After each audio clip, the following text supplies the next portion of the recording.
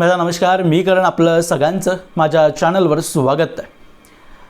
माझ्या माळेगाव बॉम्बलाच प्रकरणाचा निकाल लागल्यापासून आणि सर्वच 7 जणांना न्यायालयाने दोषमुक्त केल्यापासून जरा पुरोगामी लोकांच्या बुडाखाली आग लागलेली दिसते. त्यांचे नेते शरद पवार असतील आणि काँग्रेसमधले अनेक नेते मंडळी ज्यांनी भगवा आतंकवाद सारखे नरेटिव्ह बांधण्यासाठी त्यावेळी मदत केली होती, त्या सर्वांनाच आज भीती वाटायला लागली. कारण जर सर्वच आरोपींना दोषमुक्त केलं असेल तर मग आरोपी कोण हा प्रश्न लोकांसमोर आला आहे. त्यामुळे लोक आता इतिहास वाचण्याचा प्रयत्न करत आहेत आणि कोण कोण लोक या माळेगावच्या प्रकरणात गुंतलेले होते, कोणी हा भगवा आतंकवादचा नरेटिव्ह बांधण्याला मदत केली, त्या सगळ्यांविषयी माहिती मिळवण्याचा प्रयत्न आज सामान्य व्यक्ती करतोय. आणि ते त्यांनी करू नये यासाठी ही सगळीच मंडळी पुन्हा एकदा मीडियामध्ये आपल्याला सनातन आतंकवाद आणि भगवा आतंकवाद सारखे शब्द वापरताना दिसते. पहिल्यांदा पृथ्वीराज चव्हाण सनातन आतंकवाद म्हणाले, हिंदू आतंकवाद म्हणाले आणि आता जितेंद्र आव्हाडसुद्धा आपले मालक म्हणजे शरद पवारांचं नाव माळेगाव बॉम्बलास्ट प्रकरणात लोकांनी घेऊ नये, त्यांच्यावर शंकेची सुई जाऊ नये यासाठी सनातन आतंकवाद सारखं नरेटिव्ह पुन्हा एकदा उचलण्यासाठी समोर आलेत. जितेंद्र आव्हाडांसारख्या व्यक्तीकडे जेव्हाही मी पाहतो तेव्हा या लोकांकडे पाहिलं की एकच गोष्ट वाटते की यांनी निर्लज्जतेची सीमा कधीच ओलांडून टाकलेली आहे. आता यांनी आपलं एक नवीन ट्विट केलं आहे आणि लांबलचक ट्विट लिहिलं आहे. त्या ट्विटच्या सुरुवातीला जितेंद्र आव्हाड म्हणतात की होय, सनातनी दहशतवाद मान्य करावाच लागेल. सनातनी दहशतवादाचे अस्तित्व आजचं नाही आहे, तर ते प्राचीन काळापासून आहे. भगवान बुद्धांना छळणारे हे सनातनी दहशतवादीच होते. चारवाकांना मारणारे, बसवेश्वरांना मारणारे, संत ज्ञानेश्वरांना छळणारे सनातनी दहशतवादीच होते. त्याने बऱ्याच उदाहरणं आपल्या ट्विटमध्ये लिहिलं आहे, ते तुम्ही वाचू शकता. मी स्क्रीनवर लावलेलंच आहे. आणि शेवटीच ते आपल्या ट्विटमध्ये म्हणतात की सनातनी दहशतवाद हा शब्द मागील हजारो वर्ष अस्तित्वात होता आणि पुढील हजारो वर्षसुद्धा अस्तित्वात राहील. जोपर्यंत जातीय व्यवस्था वर्णव्यवस्था आहे तोपर्यंत सनातनी दहशतवाद विसरताच येणार नाही आहे. खरं तर जितेंद्र आव्हाडांनी जे हे लिहिलं आहे जातीय व्यवस्थेविषयी ते खरंच आहे. कारण जितेंद्र आव्हाडांसारखे निर्लज्ज राजकारणी आणि त्यांच्या आकांसारखे लोक जोपर्यंत राजकारणात विशेष करून महाराष्ट्रात जिवंत आहेत तोपर्यंत आपल्या राज्यात तरी जातीय व्यवस्था कधी संपुष्टात येऊच शकत नाही. कारण हेच लोक दलितांना झालेल्या जखमेला पुन्हा एकदा मीठ चोळून वारंवार त्यांना आठवण करून देत असतात आणि ब्राह्मण द्वेष पसरवण्यात यांचं बहुमूल्य योगदान आहे. ज्या सनातन आतंकवादविषयी जितेंद्र आव्हाड म्हणतायत, तर पहिल्यांदा त्यांनी हे समजून घेतलं पाहिजे की सनातन धर्म म्हणजे काय. सनातन धर्म जर खरंच दहशतवाद पसरवत असता, आतंकवादी जन्माला घालत असता, तर या धर्माने कधीच धर्मग्रंथ असतील त्यात वेद पुराण वेगवेगळे संत महात्मा अनेक महापुरुष या धर्माने जन्माला घातले नसते, तर आतंकवादी या धर्मात जन्माला आले असते. जसे एक शांतिदूतांच्या धर्माने आजपर्यंत जन्म दिलेत, त्यात औरंगजेब असेल, अकबर असेल किंवा आजचा कसाब असेल, अशा अनेक लोक आज तुम्ही जगभरातून उदाहरणं घ्या. जिथे जिथे ज्या ज्या देशांमध्ये आतंकवाद सुरू आहे त्या आतंकवादाचं मूळ स्थान हे शांतिदूतच आहेत. आणि जितेंद्र आव्हाडांमध्ये खरंच हिंमत असेल, ज्या गाजाविषयी ते आपल्या कळवा-मुंबरामध्ये बसून बॅनरबाजी करत असतात, त्याने हिंमत असेल तर बोलून दाखवावं की शांतिदूतांचा धर्म हा खरं आतंकवाद पसरवणारा धर्म आहे म्हणून. कारण अजून एक चॅलेंज मला त्यांना द्यायचं आहे की खरंच त्यांना सनातन धर्म आतंकवाद वाटत असेल तर त्यांनी आपल्या प्रिय धर्मापासून ज्या लोकांसाठी ते लढत असतात त्या धर्माच्या धर्मगुरूंकडून हे बोलून दाखवावं की त्यांच्या धर्मापेक्षा भारत हा राष्ट्र मोठा आहे. कितीही मुसलमानांना तुम्ही समोर आणा, त्यांच्या तोंडातून हेच वाक्य निघेल की अल्लाह हा सर्वोपरी आहे, राष्ट्र नंतर. काही दिवसांपासून पाहतोय की प्रेमानंद महाराज जे यूट्यूबवर आजकाल व्हायरल असतात त्यांच्याविषयी खालच्या पातळीवर जाऊन लोक टीका करतायत, कारण त्यांनी महिला आणि पुरुष या दोघांच्या चरित्राविषयी टिप्पणी केली होती. आजच्या जगात फक्त 3 ते 4% महिला आणि पुरुष हे चरित्रवान आहेत, शुद्ध आहेत, हे त्यांनी वक्तव्य केलं आणि तेव्हापासून त्यांना टार्गेट करण्याचं काम सुरू आहे.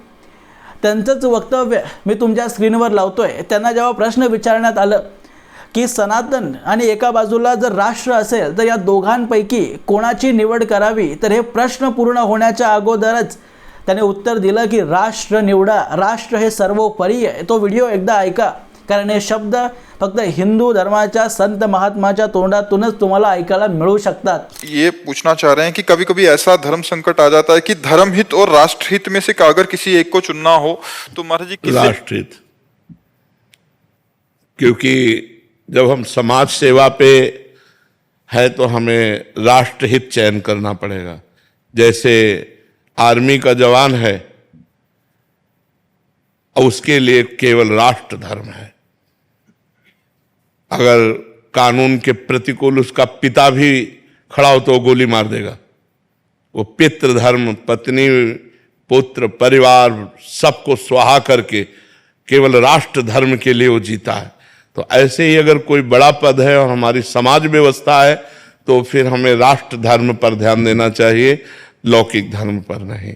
आव्हाडांना खरंच महाराष्ट्र आतंकवाद मुक्त करायचा असेल तर पहिल्यांदा जे मदरसामध्ये धर्मगुरू बसलेत त्यांना जाऊन विचारावं की राष्ट्र आणि त्यांचा धर्म या दोघांमध्ये ते कोणाला सर्वश्रेष्ठ मानतात। एका तरी धर्मगुरूकडून त्यांनी हे उत्तर मिळवून दाखवावं की इस्लाम हा धर्म राष्ट्रापेक्षा खालचा आहे, राष्ट्र आमच्यासाठी सर्वोपरी आहे। कारण हे उत्तर फक्त एक सनातनी व्यक्तीच देऊ शकतो। सनातनी व्यक्तीच या भारत देशाला आपल्या माता समान मानतो। या भारतासाठी सर्वोच्च बलिदान करण्यासाठी सुद्धा एक सनातनी व्यक्तीच तयार होतो। लोक हळूहळू करून जाती विसरत आहेत आणि मी फक्त मराठा जातीविषयी म्हणत नाही, ब्राह्मण जातीविषयी म्हणत नाही, या सर्वच जाती येतात।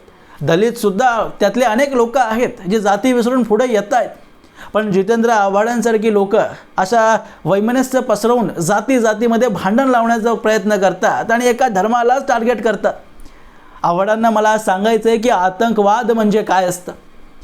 जेव्हा स्वतःविषयी दहशतवाद पसरवण्यासाठी एखादा व्यक्ती हिंसा करतो आणि त्याची लोकांमध्ये दहशत पसरावी यासाठी केलेलं कृत्य म्हणजे आतंकवाद असतं। आणि त्याचं उदाहरण तुम्हाला जे लोक बादशाह अकबर म्हणून की सर्वात उदार बादशाह ज्याचं नाव हे लोक घेतात त्याचंच उदाहरण मी तुम्हाला देतो।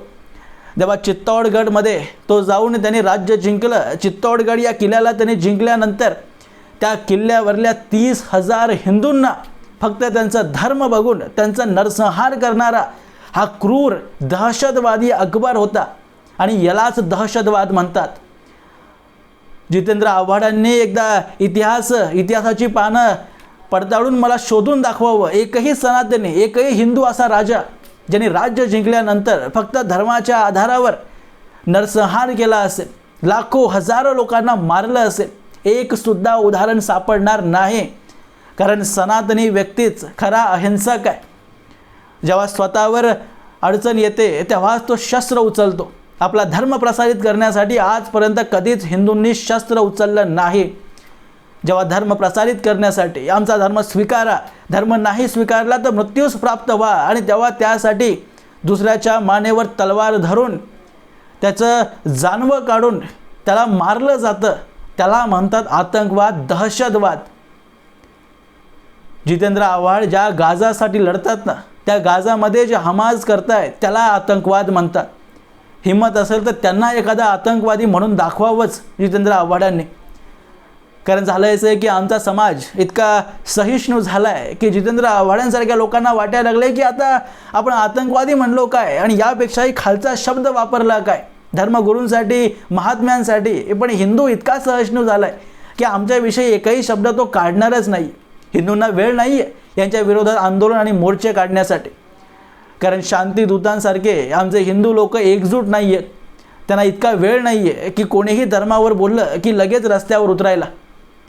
म्हणून जितेंद्र आव्हाड या गोष्टीचा फायदा घेतात आणि असे ट्विट्स आणि सनातन धर्माविषयी विष उगळण्याचं काम करतात।